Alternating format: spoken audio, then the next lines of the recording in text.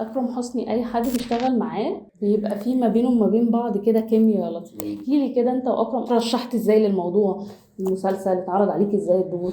انا اترشحت من خلال استاذ معتز التوني، وكانت جرأة كبيرة جدا منه ان هو يرشحني وسط اسامي زي دي ودور رئيسي معاهم. دي يعني جرأة كبيرة جدا وفي وشه. فكنت انا خايف جدا من حتة اللي هو لو انا خيشت، هو مفيش فكرة ان انا خيش، انا لو خيشت دي في وشه وشكلي وحش يعني كل حاجة. فهو كان قلقان برضه يعني هو بالنسبة له انا ايه اللي عملته في نفسي ده ممكن كان في لحظة افكر كده.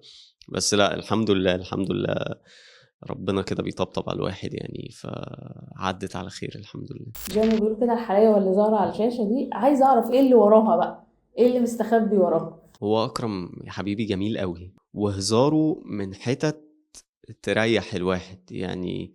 ما تخلينيش مثلا مركز قوي وانا بقول وانا بهزر في حتت معينة. لا، الواحد بيهزر لان اي افيه، عارفه أنا مش عارف دي ليها مسمى بقى في الهزار ولا لا، بس اللي هو اي فرضية بفتحها هو بيكملها، عمره ما هيقفلني، بيعلي على اي فرضية هتتفتح. فده كان بيطمني، يعني بيطمني اللي هو احنا ممكن في قابلية للهزار. ايه اللي تقوله للجمهور عن مسلسل الكابتن تخليه دايما لا مستني الحلقات بتاعته؟ عايز اقول لهم ان اقل واحد بيمشي الاول، فلسه اللي جاي كله تقيل يعني. اللي جاي تقيل جدا ان شاء الله، فلازم يكملوا يتفرجوا يعني.